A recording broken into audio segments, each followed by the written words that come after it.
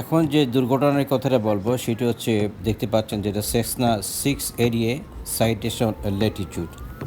চলুন এবার ঘটনাটি বিস্তারিত জেনে নিই। টেক্সাসে জরুরি অবতরণের সময় নেটজেটস বিজনেস জেট বিধ্বস্ত, নিহত হয়েছেন একজন, আহত 5 জন। 17 জুন 2026 স্থানীয় সময় 16 জুন রাত যুক্তরাষ্ট্রের টেক্সাস অঙ্গরাজ্যের লরেডো শহরের কাছে একটি নেটজেটস পরিচালিত Cessna 680 citation Latitude, registration November 523 Quebec Sierra business jet জরুরি অবতরণের চেষ্টা করার সময় একটি মহাসড়কে বিধ্বস্ত হয়েছে। দুর্ঘটনায় বিমানে থাকা 6 জনের মধ্যে 1 জন নিহত এবং অপর 5 জন আহত হয়েছেন। বলে রাখা ভালো, এয়ারক্রাফটটি অপারেট করার জন্য 2 জন পাইলটের প্রয়োজন হয়। বিমানটি মেক্সিকোর সান হোসে দেল কাবো থেকে টেক্সাসের অস্টিনে যাচ্ছিল। উড্ডয়নের পর যান্ত্রিক সমস্যার কারণে ক্রুরা লরেডো আন্তর্জাতিক বিমানবন্দরে জরুরি অবতরণের সিদ্ধান্ত নেন। তবে বিমানটি রানওয়ে পৌঁছানোর আগেই বিমানবন্দর থেকে প্রায় 4 কিলোমিটার দক্ষিণে লুপ 20 মহাসড়কে আছড়ে পড়ে এবং আগুন ধরে যায়। প্রত্যক্ষদর্শীরা দ্রুত উদ্ধার কাজে অংশ নেন এবং আগুন জ্বলতে থাকা বিমান থেকে যাত্রীদের বের করে আনতে সাহায্য করেন। দুর্ঘটনার সময় মহাসড়কে থাকা একটি গাড়িও ক্ষতিগ্রস্ত হয়, তবে প্রাথমিক প্রতিবেদনে মহাসড়কে থাকা অন্য কোনো ব্যক্তির গুরুতর হতাহতের খবর পাওয়া যায়নি। দুর্ঘটনার কারণ এখনও নিশ্চিত নয়। যুক্তরাষ্ট্রের ফেডারেল এভিয়েশন অথরিটি এবং ন্যাশনাল ট্রান্সপোর্টেশন সেফটি বোর্ড যৌথভাবে তদন্ত শুরু করেছে। নেটজেটস জানিয়েছে যে তারা তদন্তে পূর্ণ সহযোগিতা করছে এবং ক্ষতিগ্রস্ত পরিবারগুলোর জন্য সহায়তা কার্যক্রম চালু করছে। 2016 সালে নির্মিত বিমানটি মেক্সিকোর সান হোসে দেল কাবো, যেটা আমি আগেই বলেছিলাম, থেকে টেক্সাসের অস্টিন আন্তর্জাতিক বিমানবন্দর উদ্দেশ্যে উড্ডয়ন করছিল। ফ্লাইটটি স্বাভাবিকভাবে ফ্লাইট লেভেল 430 বা 43,000 ফিট উচ্চতায় ক্রুজ করছিল।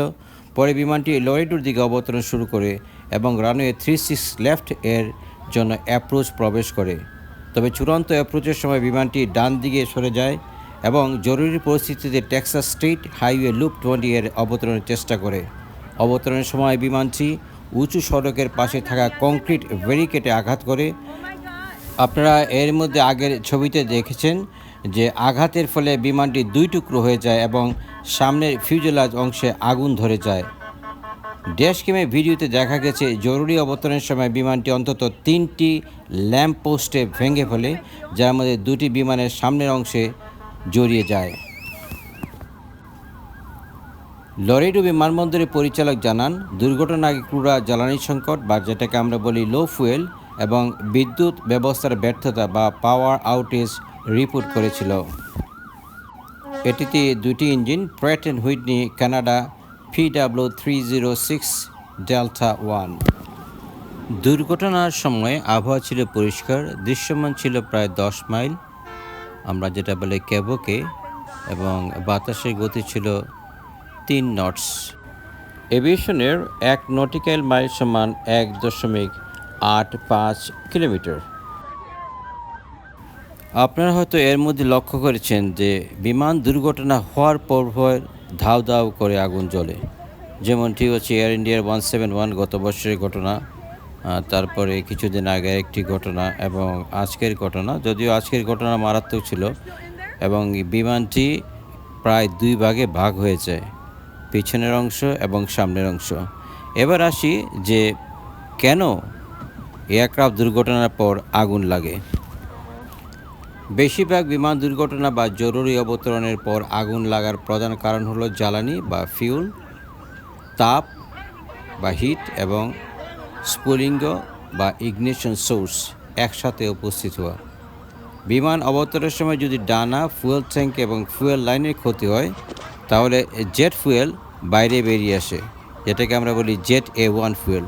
তারপর সেই জ্বালানি যদি গরম ইঞ্জিন, বৈদ্যুতিক স্পার্ক, ভাঙ্গা তার অথবা ধাতব অংশের সংঘর্ষ থেকে সৃষ্ট ফুলিংয়ের সংস্পর্শে আসে, তাহলে আগুন লেগে যেতে পারে। কেন প্রায়ই আগুন লাগে? বিমানে প্রচুর পরিমাণ জ্বালানি থাকে। যেমনটি আমরা যখন DC-10 লন্ডন থেকে আসতাম, সেক্ষেত্রে 100 থেকে 110 টন আমরা জ্বালানি নিয়ে থাকতাম। দ্বিতীয় কারণটি হচ্ছে অধিকাংশ বিমানের জ্বালানি ডানার ভেতরে সংরক্ষিত থাকে। আপনার এর মধ্যে আমি কয়েকটি ভিডিওতে বলেছি ডানার দুই দিকে জ্বালানি থাকে। দুর্ঘটনার ডানা ক্ষতিগ্রস্ত হলে জ্বালানি বেরিয়ে আসে। তারপরে হচ্ছে 4 নম্বর, জেট ইঞ্জিন অত্যন্ত গরম থাকে। কখনো কখনো জেট ইঞ্জিন তাপমাত্রা 800 থেকে 900 ডিগ্রি, তবে সাধারণত 600 থেকে 700 ডিগ্রি হয়ে থাকে এবং অবতরণের সময় একই রকম তাপমাত্রা থাকতে পারে বা কিছুটা কম হবে, যেহেতু ইঞ্জিনের পাওয়ার কম থাকে। বৈদ্যুতিক তার ছিঁড়ে স্পার্ক তৈরি হতে পারে, আমরা যেটাকে বলি শর্ট সার্কিট। মাটির সাথে সংঘর্ষে আগুনের সূত্রপাত হতে পারে। তবে সব দুর্ঘটনা আগুন লাগে না। যদি ফুয়েল ট্যাঙ্কে অক্ষত থাকে, জ্বালানি লিক না হয় বা কোনো ইগনিশন সোর্স না থাকে, তাহলে দুর্ঘটনার পরও আগুন নাও লাগতে পারে। এবং আমরা চেকলিস্টে যখন করি, গ্রাউন্ডে যদি এয়ারক্রাফটের ইঞ্জিনে আগুন লাগে বা কোনো ঘটনা ঘটে, আমরা ফিউল শাট অফ করে দিই, মানে ডানার থেকে ইঞ্জিনের লাইনটাকে আমরা কাট অফ করে দিই।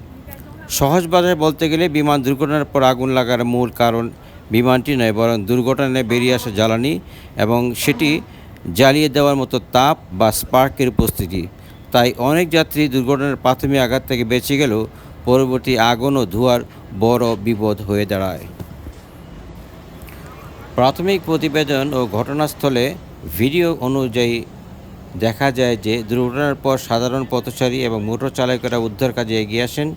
বিমানটি মহাসড়কে আছড়ে পড়ার পরে দ্রুত আগুন ছড়িয়ে পড়তে শুরু করে।